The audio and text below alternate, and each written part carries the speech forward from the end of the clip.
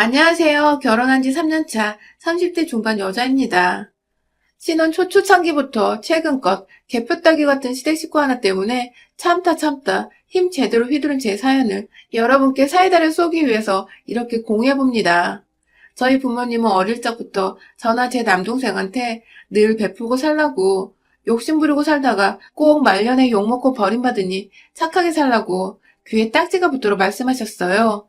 본인들의 철학이 그런 거기도 했고, 무엇보다 저희 엄마가 결혼하고 욕심 많은 고모들 때문에 무지하게 개고생을 하셨거든요. 세상에. 결혼하고 시부모님 드린다고 준비한 뇌물을 둘째 고모가 홀라당 갖고 싶다고 때를 쓴 바람에 할머니가 사돈한테 받은 뇌물을 딸한테 줘버리는 어처구니 없는 상황이 벌어졌었고, 또 결혼하고서도 비슷한 시기에 엄마나 고모나 동생을 가지셨었는데, 그때도 아빠가 임신한 자기 와이프 주겠다고 사온 과일을 올케는 평소에 이런 거 많이 먹을 거 아니야 하면서 또 홀라당 자기 가방에 넣어 챙겨가셨대요. 남의 것과 내 것에 대한 기준도 없을 뿐더러 남의 것은 남의 것이 아니라 조르면 내 것이란 미친 생각을 좀 가지고 계신 분이었어요.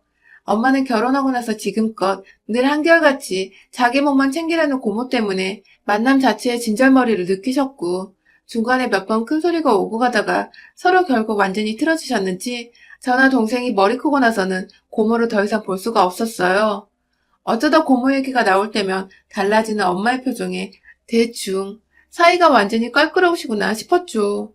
상황이 이러다 보니 저만큼은 남동생의 와이프한테 그러지 말라고 또 제가 시집에 가서도 아닌 건 아닌 거라고 말할 줄 알고 살길 바라는 마음에 자주 말씀을 해주신 것 같아요. 도리는 하고 살아라고 말이죠. 그런데 에휴 딸팔자는 엄마를 따라간다고 하더니 제가 결혼하고 나니 저희 집구석에도 고모 같은 인간이 하나 있는 겁니다.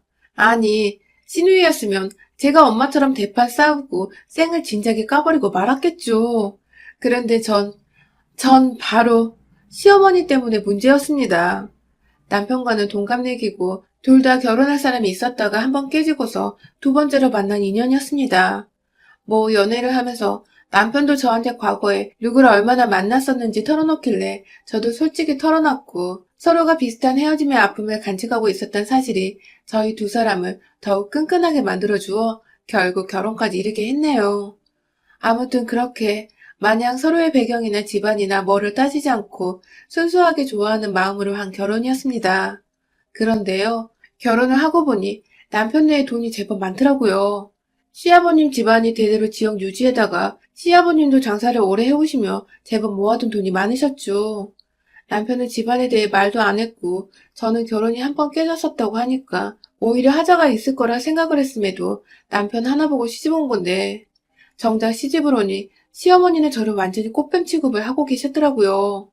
처음 상견례 때나 연애 중 몇 번 시댁에 남편 따라와서 가볍게 커피를 마시다 갔던 적에도 늘 시아버님과는 다르게 시어머니 혼자 꿍해 계셔서 아들이 결혼하는 게 싫으신가 보다며 그냥 늘상 들리는 다른 집 시어머니들처럼 며느리가 마냥 남의 집 딸이라서 반갑지는 않으신가 보다 싶었는데 꽃뱀은 얘기가 달랐죠. 그때부터 뭔가 이미 집안 얘기는 남편이 결혼 후에 다 말해줘서 알고 있었음에도 불구하고 시어머니는 제게 의도적으로 가족 얘기를 숨기고 돈을 보여주려 하지 않는 등의 모습을 보이며 꽃뱀이 아닌 제 앞에서 꽃뱀을 조심하겠다는 마음가짐과 의지를 마구 보여주며 절 아주 기분이 더럽게 만들었어요.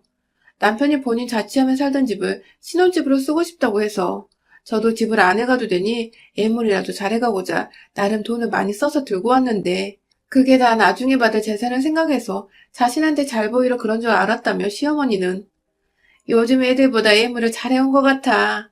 나한테 받을 돈 때문에 미리 밑밥 가는 거야? 라며 이딴 소리 재밌다고 쪼개면 해대질 않나. 남편과 서로 하는 일이 어떻다며 시아버지와 직업 얘기에 대해서 말을 나누고 있으면 옆에 와서 한다는 말이 그래서 일이 힘드니까 직장을 그만두겠다는 거야. 뭐야. 줘도 그 돈은 우리 아들한테 주지. 네 몫은 없어. 라며 돈 얘기를 대뜸 하시는 바람에 저나 옆에 있던 남편, 시아버지까지 다 이게 무슨 소리냐며 황당해했죠. 전 아무 생각도 없는 그 재산을 자꾸만 제가 미리 받으려 한다고 혹은 나중에 받을 거니 지금 현재를 대충 살려 한다는 식으로 야금야금 절 열받게 하셨어요. 이런 소리도 한두 번 들었어야 별 생각이 없는데 자꾸 들으면 정말 열뻗치고 약오르거든요.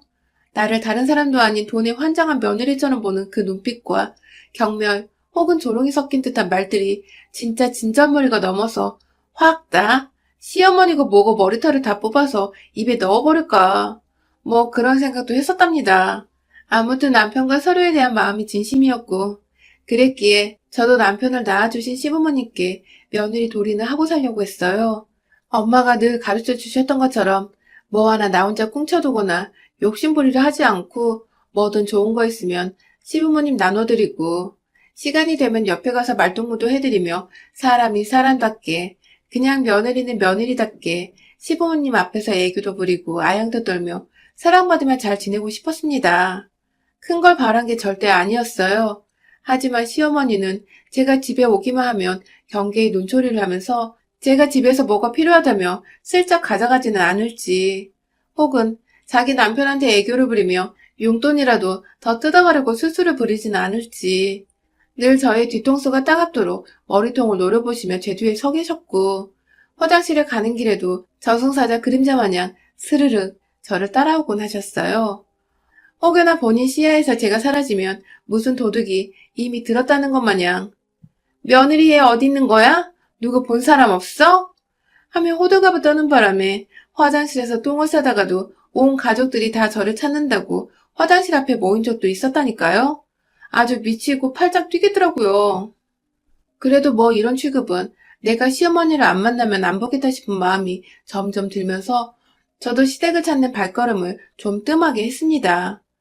솔직히 그 사이사이에 남편한테 제가 시댁에서 시어머니한테 무슨 눈초리를 받고 어떤 소리를 듣는지에 대해서 털어놓은 적들도 있었고요. 그 바람에 남편이 저 대신 화를 내며 자기가 한 소리 해보겠다고 나서려는 걸 제가 옆에서 긋고 말려서 참고 넘긴 적도 있었어요.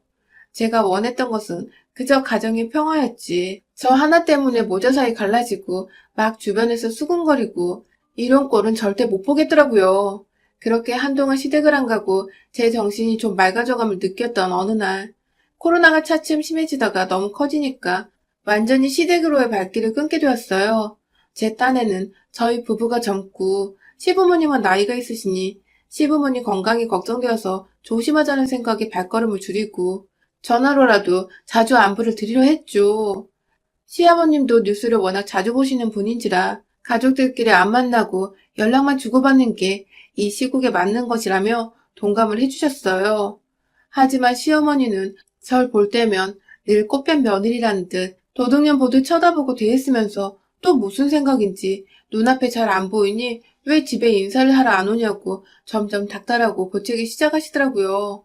이래도 욕먹고 저래도 눈치 보고 도대체 뭘 어쩌라는지 모르겠어서 화가 났지만 그래도 어머님이 날 마냥 꽃뱀으로 보는 게 아니라 그냥 친하고 살갑지만 않았을 뿐이지 내 연락을 기다리고 보고 싶어 하셨구나 싶어서 내심 의아하기도 했었습니다. 그래서 다음날 바로 시부모님 댁을 찾아갔죠. 두 손 가득 집안에서라도 잘 챙겨 드시라고 고기랑 과일, 해산물도 두루두루 챙겨갔고요. 하지만 그날도 역시나였답니다. 시댁에 들어가니 시어머니는 현관에서 신발도 안 벗은 저를 세워두고서는 자기들한테 얻어갈 돈도 넘쳐나는데 손에 그런 것들만 사왔냐고 마스크나 사오지 왜 쓸데없는 걸 사왔냐며 저보고 시부모한테 인색하고 돈 쓰기 싫어서 먹을 것으로 때우려는 인정머리 없는 애라더군요. 그 당시 마스크 구하는 거 정말 어려웠거든요. 정부에서 막 한 가정에 한 번씩 몇 번 그렇게 마스크를 나눠주고 있었을 때였고요. 그런 와중에 저한테 도대체 어디서 더 마스크를 구해오라는 것이며 본인들은 노인분들이라 구청에서 나눠주는 것도 더 있다고도 하셨으면서 기껏 찾아온 며느리한테 인정없도 한 소리나 해대시다니 정말 그 순간 내가 왜 또 시댁에 와서 이딴 소리를 사서 듣고 있나 싶어서 제 자신이 막 원망스럽고 미워 죽겠었어요. 그렇게 한 번 더 된통 당하고선 정말 다시는 시댁을 먼저 가지 말아야겠다고 굳은 다짐을 했고 정말로 한동안은 코로나 핑계를 대면서 안부 전화만 시아버지께 몇 번 드리고 말았습니다. 웬만하면 시어머니와는 전화도 대면하는 일도 없도록 나름 신경을 써서 외면하면 살았어요. 필요한 연락이 있으면 남편이 중간에서 알아서 차단을 해주거나 자기가 연락을 하곤 했으니 며느리인 제가 할 일은 딱히 없었죠. 그러다 이번에 코로나가 다시 심해지기 전에 시아버지께서 연락이 오셨더라고요. 그냥 안부를 주고받다가 어렵게 꺼내시는 말을 들어보니 본인들도 나이가 점점 들어가니 애들 목소리가 자주 듣고 싶다며 시엄마가 살가운 말을 못하더라도 며느리가 애교도 많으니 먼저 연락도 자주 해주고 안부를 주고받아보라며 그런 부탁을 제게 하셨어요. 솔직히 시아버님은 늘 저한테 따뜻하셨고 시어머니의 막말을 직접적으로 들으며 제가 어머니한테 어떤 취급을 받는지를 하나도 모르셨기 때문에 단순히 시어른의 입장에서 그런 말씀을 충분히 하실 수 있겠더라고요. 저도 제가 좋아하는 아버님께서 이렇게 먼저 말씀을 하시니 뭔가 내가 환영을 받지 못하더라도 아랫사람이니 어머니께 연락을 드려야 하겠다고 생각을 했죠. 큰 기대를 하지 않았지만 그렇다고 선택까지 받을 생각조차 하지를 못한 채 그냥 마음만 단단히 먹고 어머니께 연락을 드렸는데 아주 예상 밖이었습니다. 저한테 함께 장을 보러 가자 하시더군요. 요즘 자기가 허리가 안 좋아서 밖에서 장을 봐도 들고 오기가 힘들다며 차 있는 며느리가 오는 김에 장이라도 같이 보러 가자고 말씀을 해주셔서 전 솔직히 좀 놀랬어요. 의아했고요. 뭔가 밖에서 어머니와 함께 손은 못 잡더라도 팔짱이라도 끼며 전보다 친하게 지내게 되는 건가 싶은 기대감까지 들 정도로 저하고 뭘 같이 하자는 어머님의 말씀이 좀 놀랍고 반갑기도 했어요. 그렇게 어머님을 픽업하고서 근처에 있는 큰 이마트로 장을 보러 갔는데요. 가니 사람들이 꽤나 많더라고요. 코로나다 뭐다 해도 사람들이 바글바글 거리는 모습이 내심 겁이 나기도 했어요. 그래서 마스크를 꽉 쓴 채 시어머니께도 마스크를 잘 끼시라며 콧등에 있는 철사 고정대를 살짝 눌러드리려 했는데 전 정말 시어머님 걱정이 돼서 마스크 잘 쓰라고 한 행동인데 시어머니는 제 손을 걷어차시더니 이게 나 숨 모셔서 돼지게 하라고 작정했네 라시더군요. 제가 어머니 숨통을 끊어놓으려 했다는 겁니다. 그 소리를 주차장에서 마트로 진입하는 엘리베이터 안에서 하셨는데 순간 주변에 있던 다른 사람들까지 어머님의 독한 말에 당황을 해서 저 흐끔흐끔 쳐다봤어요. 제 얼굴은 슬슬 붉게 타올랐고요. 쪽팔려서 말이죠. 그렇게 뭔가 시작부터 단추가 잘못 끼워진 것 같은 상황에서 어머님은 거의 침묵을 일관하시며 장을 보셨어요. 그런데 뭔가 너무 이상했어요. 당연히 함께 만들어 먹을 음식을 사러 온 줄 알았는데 어머님은 자꾸만 생필품들을 사기 시작하시는 겁니다. 샴푸랑 칫솔, 치약은 물론이고 의류 코너에 가서 속옷까지 색깔별로 사다 담으시더라고요. 할머니가 팬티에 브레이저까지 뭐 하자는 건지 모르겠지만 뭐 본인이 사고 싶으신가 보다 해서 지켜보긴 했는데 그 후로도 홍삼 세트에 피부관리로 화장품도 사시고 욕실에 필요한 곰팡이 제거제들부터 마지막에 들린 식품 코너에서는 급기야 소주를 한 달은 마실 것 같은 박스채로 사서 카트에 담으시더군요. 결국 카트가 모자라서 어머님은 손으로 드는 장바구니까지 2개를 더 챙겨와 본인 과자나 그날 먹을 저녁거리를 그제서야 담기 시작하셨어요. 나이든 노인한테 그걸 들게 할 수 없어서 제가 카트 끌면서 장바구니 하나까지 들고서 어디 몸에 이상 있는 사람처럼 겨우 이동을 해야 했고요.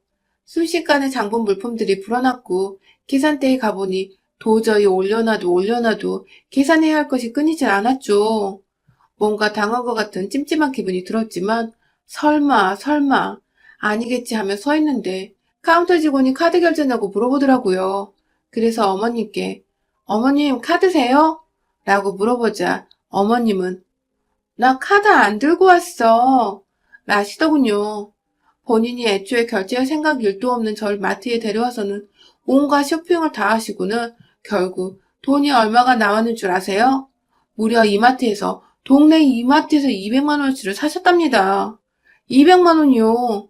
장 한번 같이 보러 따라 나갔다가 졸지에 200만 원을 결제한 전 정말 머리 끝까지 열이 뻗쳤고 그 와중에도 여전히 제가 먹으리 못마땅하고 싫은지 곧 죽어도 고맙단 소리는 안 하시던 시어머니. 그런데 더 큰 문제는 시어머니가 절대로 배달은 안 된다며 직접 들고 가야 한다는데 이 많은 짐들을 봉지든 어디든 넣어야 하는데 도저히 손이 모자라 저 혼자는 상자든 종량제 봉투든 빨리 넣기가 힘들더라고요.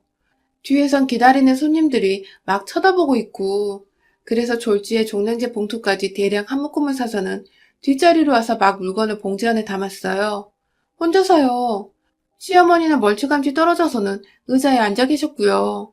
얼굴은 내내 열이 받아 뻘게 있고 저도 제 감정을 잘 느꼈던지라 솔직히 웃음은 나오지 않았어요.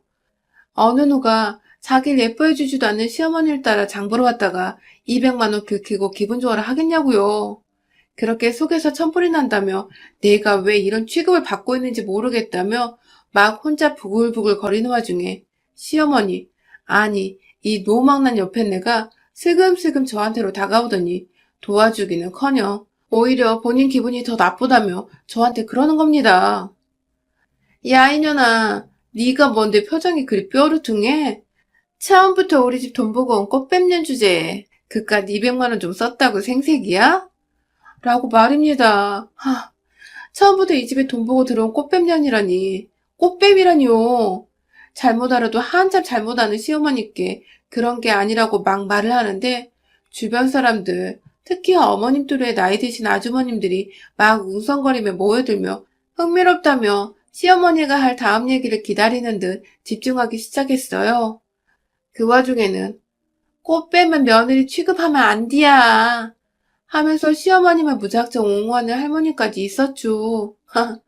정상의 마인드로는 도저히 변명조차 하지 못하겠는 그 상황.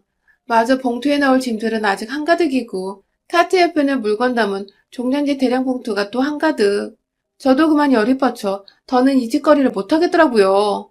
봉지에 물건 담다가 딱 시어머니의 속옷을 넣을 차례였는데 꼴보기도 싫어하는 며느리 카드로 자기 속옷을 시뻘겋고 노란 것들로 알록달록하게 담아낸 어머님 생각을 하니 아오 씨 진짜 이걸로 어른만 아니면 한 대 쥐어받고 싶어 죽겠는 겁니다. 그때 어머님이 옆에 계시던 아주머님들을 향해 말했어요. 꽃뱀이라 그런지 애가 저런 야한 거 속옷 보면 시선을 쉽게 못 끊어내. 별나다 별나. 라고요. 저는 못 참겠더라고요. 확 봉지에 넣으려던 빨간 팬티를 쥐고서 야 할망구야 꽃뱀 취급받아 저승길로 바로 가고 싶은 거야? 라며 시어머니 얼굴에 확 덮어 씌워버렸네요. 이 짓거리 못해 먹겠다고 우리 시어머니가 며느리 꽃뱀 취급하네. 무서워서 못 살겠네. 하며 눈에서 억지로 눈물까지 쥐어짜내고서는 시어머니를 향해 브래지어부터 팬티까지 모조리 던지고 머리 위에 씌웠습니다. 제가 그렇게까지 발악하고 울고불고 난리치니 이번엔 주변에서 제 또래의 여자들이 모여들었어요. 할머니들 팀에서 제 편을 들어주는 동지들이 나타난 것입니다.